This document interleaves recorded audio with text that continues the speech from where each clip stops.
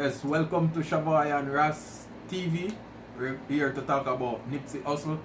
You know, the tragic pass away, 2 days ago now? A day ago?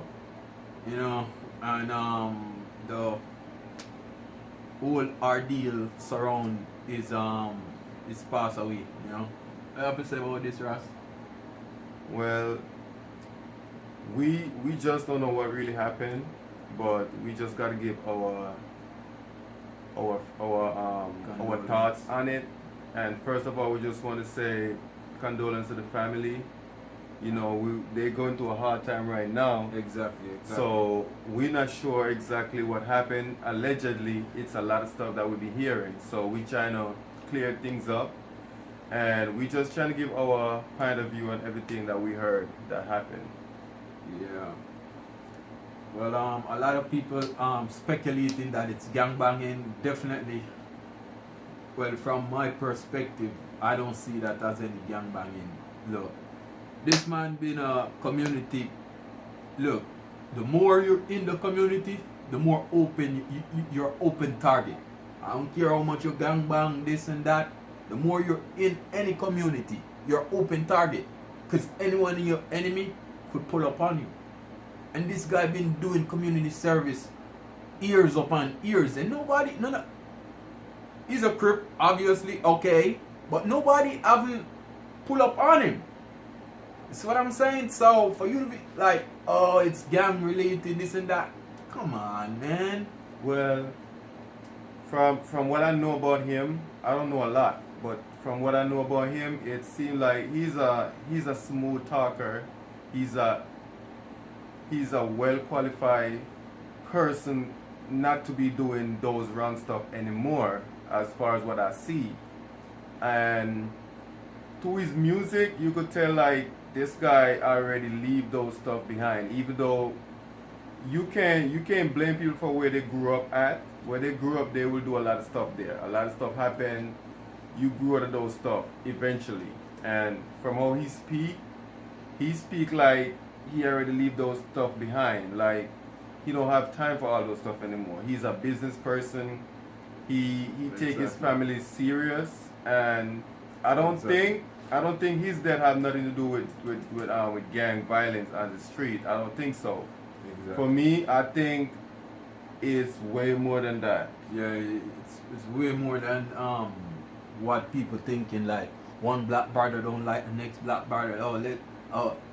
Hey, he's right around the corner at his store. Go shoot him.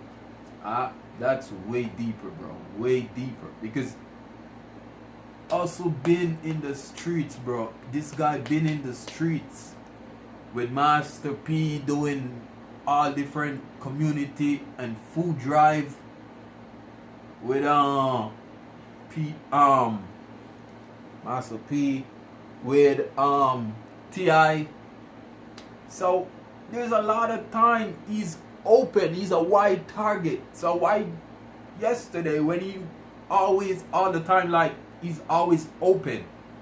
This guy also is the first gangbanger slash entrepreneur slash songwriter producer, because he's the only artist ever come from gangbanging, start his own business, and successful without the hands of a financial advisor to advise you what business to invest in, what business not to invest in. He's doing it all by himself. He may have accountants, but accountants are different from financial advisor. And this guy is doing it by himself, years upon years. And Jay-Z pays respect to him in the streets when they meet. You know, Jay-Z bought what, five of his records when he was selling his mixtape for $100 for one. The first time in history somebody come out and say, yo, I'm selling my mixtape for $100 for one. And then if you think that he was such a gangbanger, why didn't he just took the money and go buy drugs and gun? No, the guy took the money and invested in himself again. There's so many business that Hussle was gonna start. Is like unbelievable, man. Yeah. That guy is really he really put in the work to say to teach the younger generation that look, I was a gang banger, yes, but you don't have to stay in gang banging. You could always be a lawyer. You could always be a doctor. You could always be a pilot. Even though 5 years or 10 years ago you were a gang banger, that life is your past. You don't have to be hurtled down or hold down by your past. Your past is your past. It's just make you a better person for the future. That's what Nipsey Hussle telling us younger generation is, and a lot of people overlooked it and just look at it, oh yeah, he was a gangbanger. Oh what? There was a lot of people who was a drugs dealer. Right now they're not a drugs dealer. They're a lawyer. They're a doctor.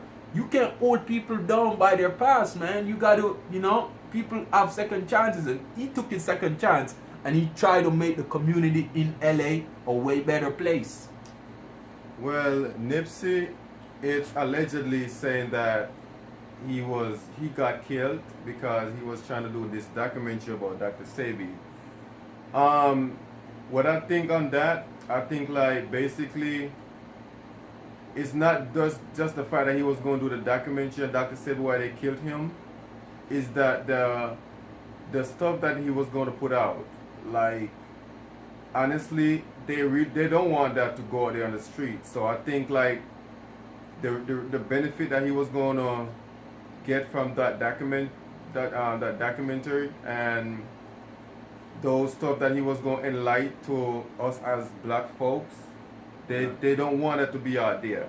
Exactly. So allegedly they were saying like the government has something to do with it, and it's kind of leaned that way to me, because all of a sudden he was like, whenever time he touched that topic, all his interview that he was doing, all those radio talks, everything that he, even on his social media, every time he catch to that topic, you could see like he like, I'm doing this, but it's like I know they're gonna come at me. Exactly. You know what I mean? And Exactly. then he still do it, and he does it because that's just how, when you're a soldier, that's just how you go at it. You don't try to hold back. You know what I'm saying? You try to enlighten your peoples, and definitely they're not gonna like it. And I'm saying, like, for me personally, I don't know what happened. You know what I'm saying? We might have to get some more information, do a lot more research. But off the top of my head, you know what I'm saying?